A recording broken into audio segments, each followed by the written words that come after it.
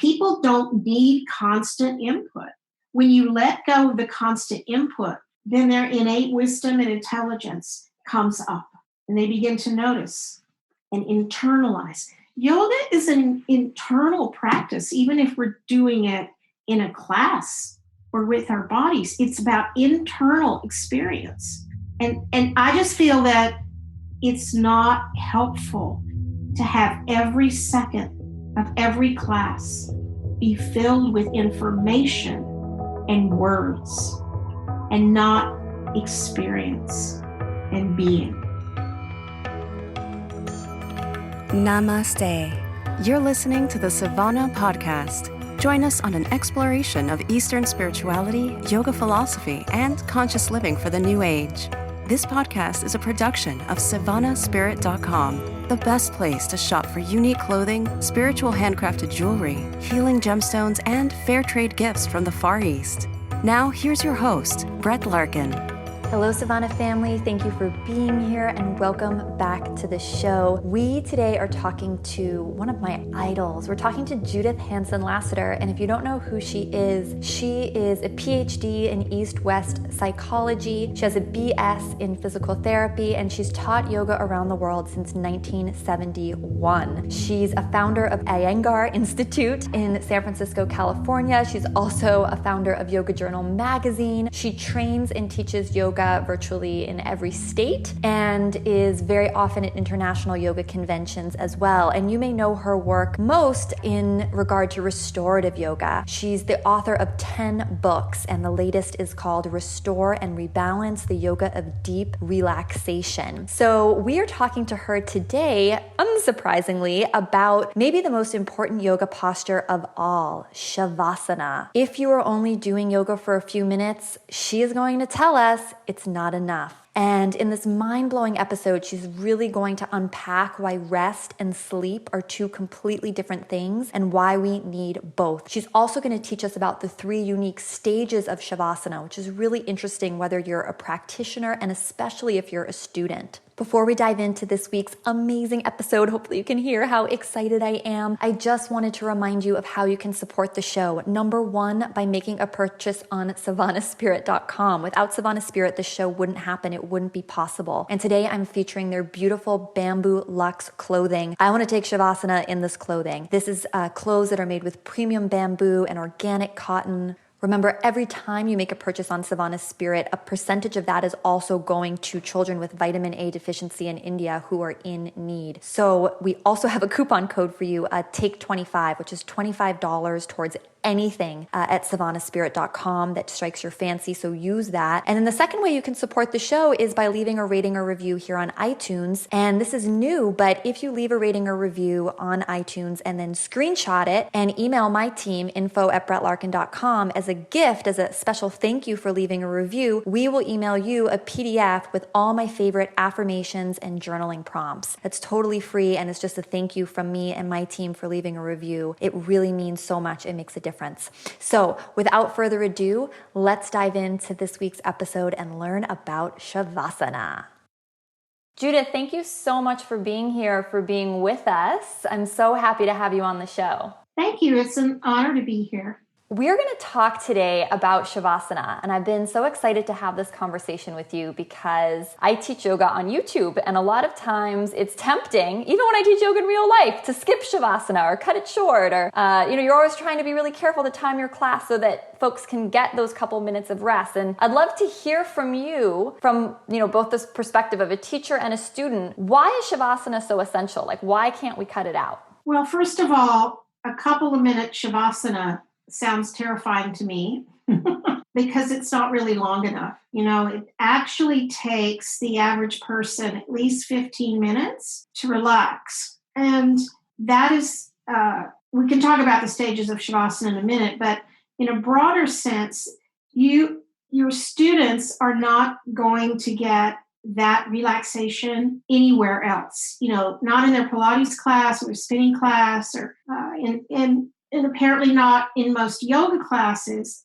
And it's really what our culture needs more than anything is to do nothing for 20 minutes every day. because it has such profound physiological, psychological, emotional, every aspect of our being responds to reducing the activity of our sympathetic nervous system. And I have been part of a couple, 3, I guess, National Institute of Health studies using restorative yoga, of which Shavasana is a part, to help people with a variety of problems. And one of them was for perimenopausal women and hot flashes. And not only did Shavasana reduce the frequency and severity of hot flashes when they practiced it with some other restorative poses for 45 minutes a day, but this relaxation response that Herbert Benson talks about in his books is profoundly effective on the physiology. And it stimulates the parasympathetic nervous system, which is the one that handles all long-term functions in our body, like growth, repair, immunity, fertility, digestion, assimilation. All those things are heavily influenced by the parasympathetic, controlled by the parasympathetic nervous system. So if we're in a sympathetic nervous system, go, go, go mode, which most of us are, because we're addicted to action and movement and doing, we have to do something, then we're going to have trouble with the way our body functions. So in this one particular study, we found that this practice of relaxation techniques, including Shavasana, not, as I said, not only reduced the frequency and severity of hot flashes, but it lowered the bad cholesterol, it raised the good cholesterol, it helped stabilize blood sugar for some people. It had a lot of secondary effects. And what I believe is happening is this: when we take the weight of stress off of our bodies and our emotions and our minds, the body rights itself. Because I don't believe that any doctor, surgery, drug, homeopathic, acupuncture, vitamin, whatever heals the body. Those things all create an environment in which the body heals itself. So when you lie down on the floor, you cover your eyes, you prop, and you're using enough props to be completely comfortable, you feel safe and warm, and your eyes are covered, and you go deeply into the state of Shavasana, what you're doing is allowing your body, like a ship that's listing to the side, to right itself, because it wants to go to homeostasis. It wants to go to balance. It wants to go to health. And what we have to do is give it the chance to do that. So Judith, what you're saying is so exciting, but also scary, because I know when I used to teach power yoga, and many other teachers may be listening to this, or people who've gone to those types of classes, Shavasana might be 5 minutes or 6 minutes. So here's the problem though. You can't get that effect in 5 minutes.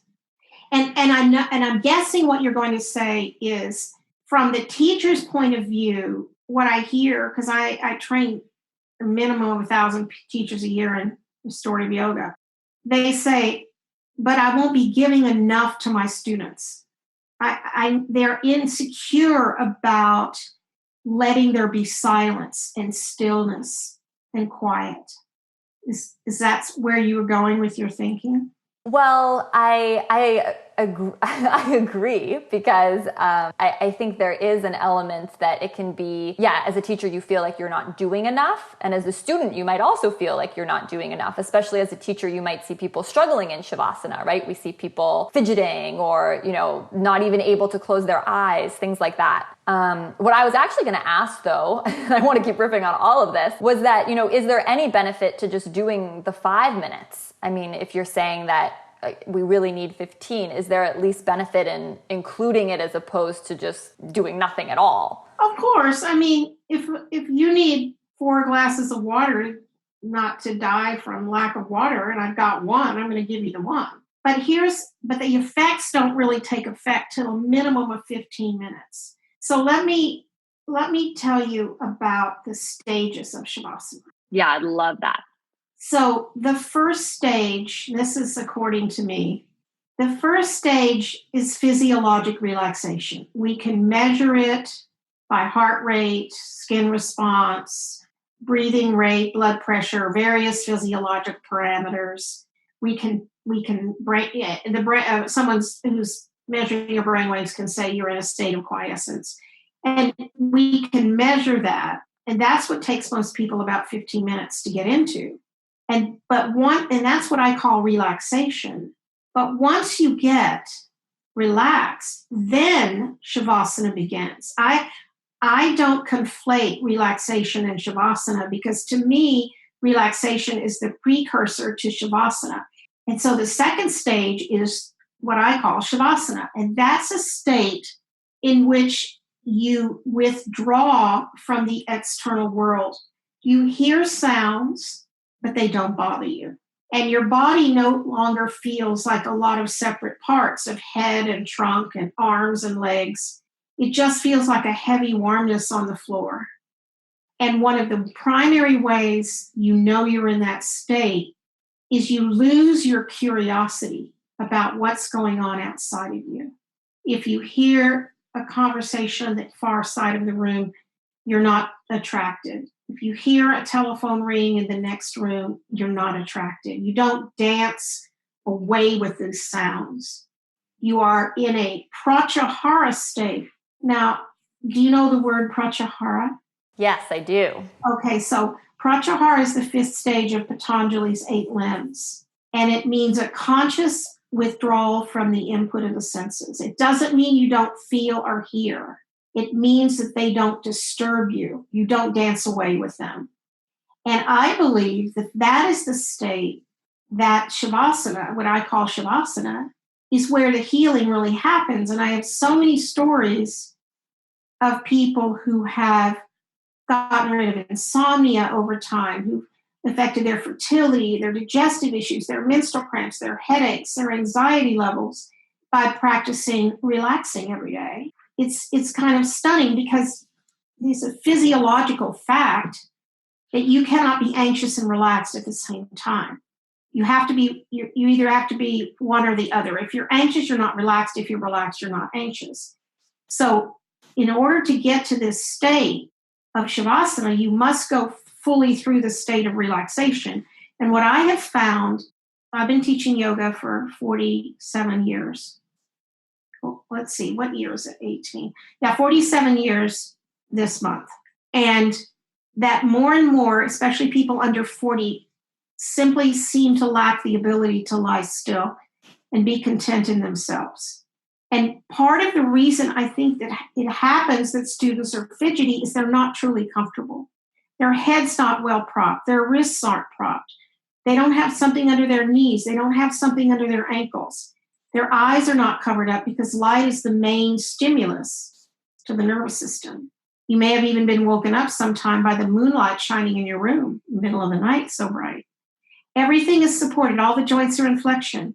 And your eyes are covered and your body's warm, covered up. Because once I find that you get well propped, it's impossible not to let go. And I've seen this when I'm teaching, and I demonstrate on someone, and I prop them up well, and they go into that pratyahara state. And it doesn't matter if I'm talking or there's 80 people standing around watching, because the body cannot resist it. And so the second stage, let me say one more thing about second stage. What I think that also happens, which is really profound, is this state of consciousness, which I call disidentification. And it's the disidentification with our thoughts. And this will be the first time for many people when they learn shavasana that they understand the difference between thought and consciousness. And they now see that thoughts are arising in their mind. And it's funny too, because sometimes when people start to learn this, they say, I can't do shavasana, it agitates me. And I always smile at them and say, no, shavasana allows you to experience the agitation that was already there. So when you learn to notice your thoughts and you're resting in your deep self with a capital S, then you are less controlled by your thoughts. And that separation, that space between thought and consciousness, is where freedom is. That's the only freedom there is in life. It's not that you deny the thoughts, you just don't believe them. You see them as neurotransmitters locking into receptor sites. Oh, there's a thought of greed, there's a thought of lust, there's a thought of what's next. And you can step back from them. And this creates magnificent and healthy things in your body mind. So the third stage of Shavasana is a state I call Ashunya, Ashunya, Ashunya. And it means non-emptiness. And this is a state, you may have experienced it. I don't feel it every day when I do Shavasana, but it's suddenly you're back and you've been somewhere else. And that is a really deep state. But personally, I want the whole world to get into at least the second level of Shavasana every day. Think of what the world would be like if every single person did a 20-minute Shavasana every day. I would like to live in that world. I would like to drive on the freeway with people who had done that. I would like the doctor who's treating me to have done that, or the waiter who's serving me, or the cook who's making my food, or the people around me. In fact, let me end with this. As my children got older, maybe high school, college age, sometimes they'd be home and they would look at me and say, Mom, you're acting like a brat. You need to go up to the yoga room and shavas yourself. Shavas yourself. It became a verb in my family. I love that. Go shavas yourself, Mom. You're acting like a brat. And they were always right. Judith, I'm curious to hear, do you think that in order to practice Shavasana, because so many of us learn it as the thing that comes after all the other asana, right? So can you shavas yourself just at any time, or is there value to practicing like a more heating style of yoga first to get to Shavasana? I'm curious, can we just lie down 20 minutes a day, or according to you, is there value to the more exerting physical practice that comes before potentially coming into Shavasana? No, I think our culture, you have to look at the culture. I think we need most everyone needs something physical. Like the thing about a physical practice, whether it's, a slower one or, an act, but I just like to call it active practice. So an active practice I do every day because my body needs it. And most people, as a friend of mine says, drive a desk all day. We're just sitting, we're not moving around. And it's a wonderful way to begin to focus the mind, because the thing about asana that's so profound is you cannot multitask asana. You cannot be doing trikonasana and dog pose at the same time. You have to be doing one pose at a time. And that in itself is soothing to the mind, because you're doing handstand, you're doing back bend. Whereas all day long, we think we're being more efficient by multitasking, and it's really just deleterious to our productivity and our health. So I think certainly an active asana practice is very good, but it needs, it needs the balance. It needs we have action and heat and strength and force and, the archetypal male power and all of that. But we need, in each of us, regardless of gender, we need also the feminine archetype. We need softness. We need darkness, just like we need light and darkness. We need yin and yang. We need introspection, stillness, quietness, receptivity. We crave that. And there's actually some new some studies out now that show that, you've heard that the brain repairs itself in sleep and cleans itself out in sleep. But they're also finding that you need to be quiet. Quietness is very healing for the brain. And so I don't see it as an either or. I see it as a complete system of action, reception. We need both. But what I do personally is I get up and I meditate, and then I do my practice, active practice. And sometimes I just do a quieter thing at the end, like a forward bend or something. And then I do Shavasana in the middle of the afternoon when I feel sort of 3 o'clock-ish, instead of coffee and a donut. I just go do my Shavasana and, at 2 or 2:30, and it gives me a whole fresh energy and awareness I feel like the second half of my day is not just me saying over and over, when do I get to lie down? When do I get to lie down? When do I get to lie down? So yes, any asana, any Shavasana, whenever you can. It's certainly true in a lot of cultures where they have a siesta or rest sort of built in, and somehow we think we don't need that anymore, or that's old fashioned, but it's not. It's very healthy. I love this idea of doing shavasana instead of the 4 o'clock, coffee. I think that's really, really fun. What do you tell students when they say, well, Judith, when I take shavasana, I just fall asleep? Like if I took a 15-minute shavasana, I'd just be snoring. What do you say to those folks? I say 2 things. This is what an iPhone is for. Set your alarm for 20 minutes. But I also say if you fall asleep like that, that is one of the most clear signs that you're sleep deprived. Because if you're rested, it takes you about 12 to 15 minutes to go to sleep. If you can lie down, close your eyes, and asleep, that's a sign you're sleep deprived. And your body, when it starts to relax, is so sleep hungry that it will pull you off into sleep. But rest and sleep are 2 distinct physiologic states. This is so interesting. They're both on the same side of the continuum. Obviously, if you're going to do a shavasana resting, you do some of the same things you're going to do to go to sleep. You need still, quiet, dark, and warm, and that's what you need for sleep as well. But a physiologist could hook you up to biofeedback type machines and say this person is in quiescence, this person is in sleep. Because you know that you can go to sleep and wake up and feel worse than you did before you went to sleep. Sometimes you're in bed for 8 hours and you're asleep, but you don't feel good when you get up. So I think what we need for good sleep hygiene is to stop looking at our devices and all the light stimulation, but we also need a rest. I mean, my grandfather used to come in the farm at noontime and all their food was organic because that's what that was. That's all they had in their garden. And he'd have his lunch and then he'd go over to the side of the room and he'd lie down and he had a fan and he'd point the fan on him and he'd pull his cowboy hat down over his forehead and he'd lie there and cross his legs with his boots on and he'd say, I'm going to take me a little lie down. And he'd just lie down on the floor with the fan on him for about 15 or 20 minutes. And then he'd get up and go back out and work in the farm. And this is a super healthy thing to do. And then you actually sleep better when you take a rest.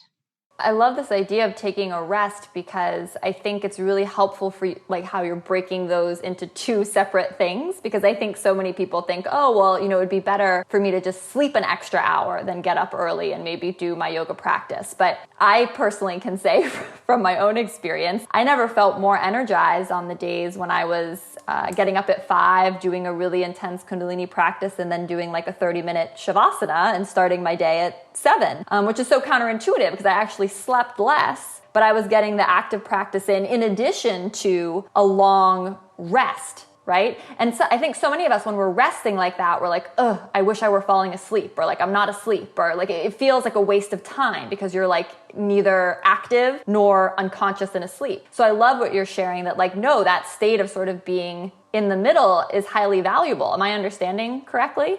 You are. It is incredibly. There's so many studies that show how healing that is for your immune system and your emotional system. And people who do, so I train people in restorative yoga, and the students that come are all teachers, and they go and do a project and they send it back to me, and they have to go home and get 3 people and set them up in 3 poses and write about it and take photos and then get feedback from their students. And their students' feedback, because I've read thousands of these reports, like I'm not so reactive at work since I've been doing it at least 20 minutes every day. My rash has disappeared on my hands. I didn't have any cramps for this period for the first time in 3 years. My headaches are down by 50%. I mean, on and on. And if you watch television, I don't know who watches television anymore, but apparently some people do. But the commercials, they're all about headaches, constipation, diarrhea, upset stomach, anxiety. A lot of that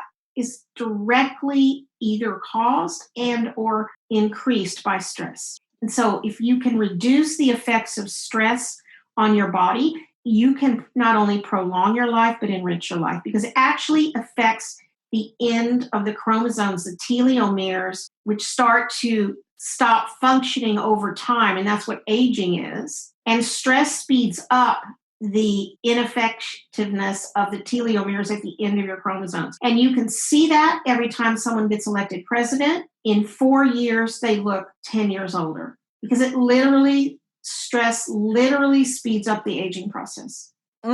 See, I'm trying to whip you into a state of excitement about doing nothing. Yes. And I mean, it must be, it's like so frustrating because it's like the answer to so many of these common ailments is just, it's so simple, it's stupid, right? We just need to rest more.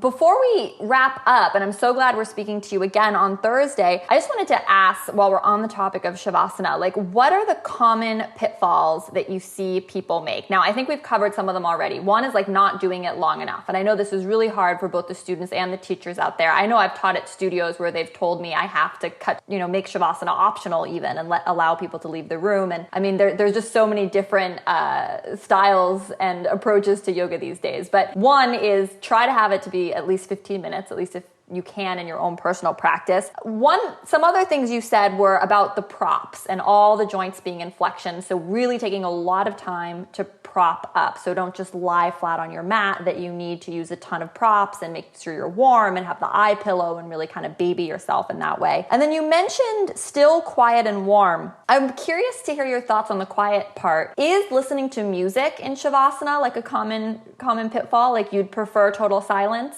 Let me say a couple things. So you go to teacher, you hear this lecture, you get all excited about Shavasana, you go to your class to teach it. The first thing to do is introduce something under the head, neck, and all the way under to the top of the shoulder blades, a blanket. Not just holding the curve of the neck, but going well underneath it. And then you add that.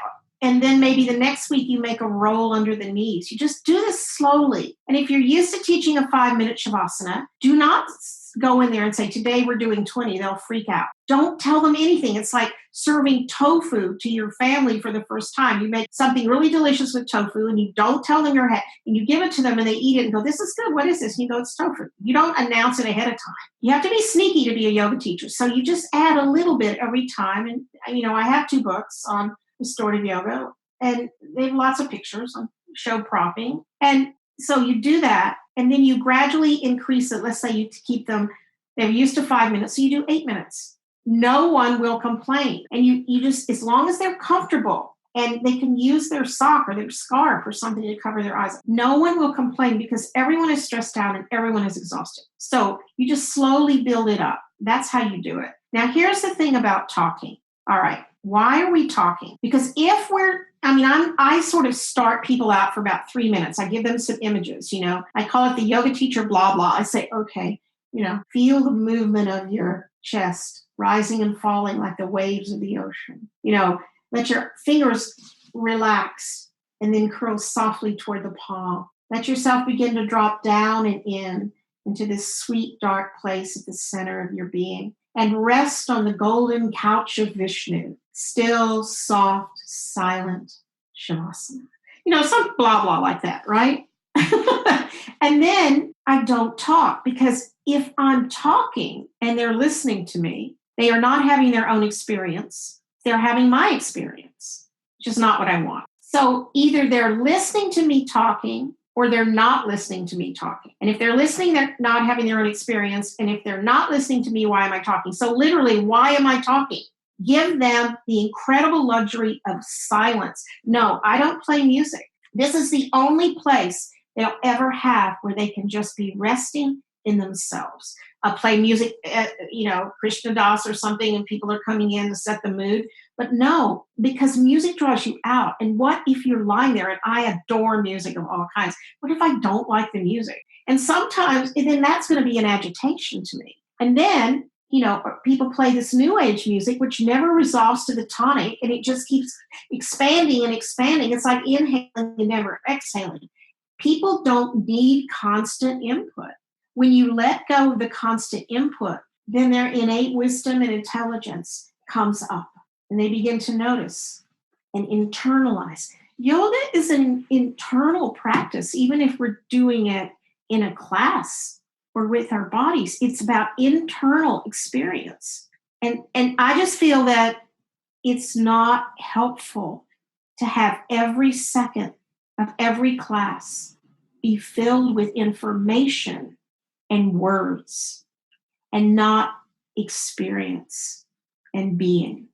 Yeah, I love what you're sharing about it being like the one time, the biggest gift, right, that you can give them, this one moment or hopefully several moments or 15 minutes, or I don't know, we'll sneak it up slowly, but this gift of giving your students silence, even if they are, because our society is so uncomfortable with silence, I think too. Do you see that the silence is not empty? The silence is where creativity and intuition and insight and self-awareness come up. When the loud noises of action and speech and words are gone, that's where you get flashes of understanding. And if you're, because I think of teaching yoga as an art and yoga teachers as artists, because we weave this fabric of the class and we paint the picture of the poses with our words. And where that comes from, that intuition, that understanding, that deep understanding that comes from your own practice and from silence. Silence is not empty. It's a different kind of fullness. Judith, I'm so glad we're having you back on Thursday. Thank you so much for deep diving into Shavasana with us today. I feel like we've all learned a lot and people are going to hopefully be resting a lot more. Before we close out, will you just let people know, and I'm going to, of course, link everything up in the show notes as well so people can see right below the episode, but what's the best place for people to find you and connect with you if they want to go deeper? Judith.yoga. Okay, perfect. So Savana family, I hope you take some extra time today to do a Shavasana.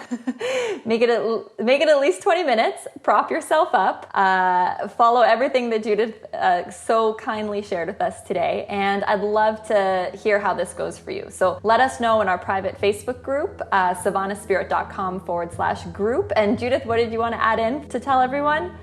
I have my hands together in namaste. I want to say namaste and thank you for all you do to make the world a better place for all of us. Namaste, and may we live like the lotus at home in the muddy water.